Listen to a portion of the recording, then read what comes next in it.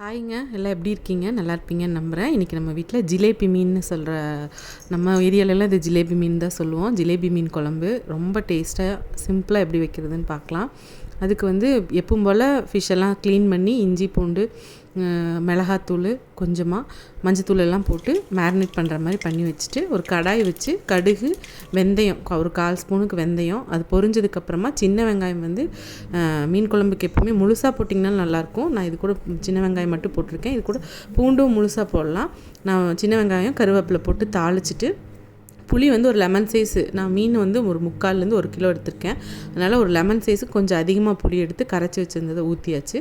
ஊற்றுனதுக்கப்புறம் அரைக்கிறதுக்கு வந்து நான் என்னென்னா பச்சையாக அரைச்சிருக்கேன். இன்றைக்கி எதுவுமே வறுக்காமல் தேங்காய் ஒரு கைப்பிடி தேங்காய் பூ, ஒரு 2 தக்காளி, மஞ்சள் தூள், ஒரு 1/2 ஸ்பூனுக்கு தனியாத்தூள், கொத்தமல்லி தூள் ரொம்ப போடலங்க. அதே மாதிரி வரமிளகாத்தூள் வந்து நம்ம காரத்துக்கு தகுந்த மாதிரின்னு நான் 2 ஸ்பூனுக்கு போட்டிருக்கேன். மேரினேட் பண்ணதுலேயும் 1 ஸ்பூன் போட்டிருக்கேன். அதனால் இதில் 2 ஸ்பூன் போட்டிருக்கேன். காரம் கரெக்டாக இருந்துச்சு. அப்போது அது எல்லாத்தையும் அரைச்சது தான். நான் அந்த புளி தண்ணி கொதிச்சதையும் அது ஊற்றிட்டு உப்பும் போட்டுட்டு நல்லா சலன்னு நல்லா கொதிக்க விட்டு அந்த எண்ணெய் பிரிஞ்சு சைடில் வரும் பார்த்திங்களா, அந்த மாதிரி ஸ்டேஜில் நம்ம மேரினேட் பண்ணி வச்சுருந்த மீனையும் சேர்த்துக்கலாம். மீன் வந்து தலையோடு போட்டு செய்யும்போது எங்களுக்கு ரொம்ப பிடிக்கும்.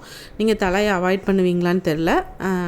தலையோடு போடும்போது அது நல்லாயிருக்கும். இந்த மாதிரி எண்ணெய் தலை போட்டு நல்லா ரொம்ப கொதிக்க விடாமல், ஏன்னா மீன் கரைஞ்சிடாமல் பார்த்துக்கணும் இல்லையா, அதனால் ஓரளவுக்கு கொதித்து அந்த எண்ணெயெல்லாம் பிரிஞ்சு வர ஸ்டேஜில் நம்ம வந்து ஆஃப் பண்ணிக்கலாம்.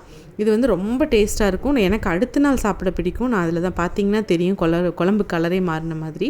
நான் அடுத்த நாள் பழைய குழம்பு வச்சுக்கிட்டு சாப்பிட்ருப்பேன்.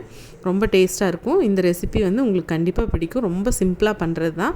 ட்ரை பண்ணி பார்த்துட்டு எப்படி இருந்துச்சுன்னு சொல்லுங்கள். அதே மாதிரி நம்ம சேனலை வந்து சப்ஸ்கிரைப் பண்ணி பெல் ஐக்கானை கிளிக் பண்ணிட்டு பாருங்கள். உங்களோட சப்போர்ட் எனக்கு எப்போவுமே வேணும். கண்டிப்பாக நிறை குறைகளை கமெண்ட்டில் சொல்லுங்கள். Thanks for வாட்சிங்க. இன்னொரு வீடியோவோடு சந்திக்கிறேன். டாடா.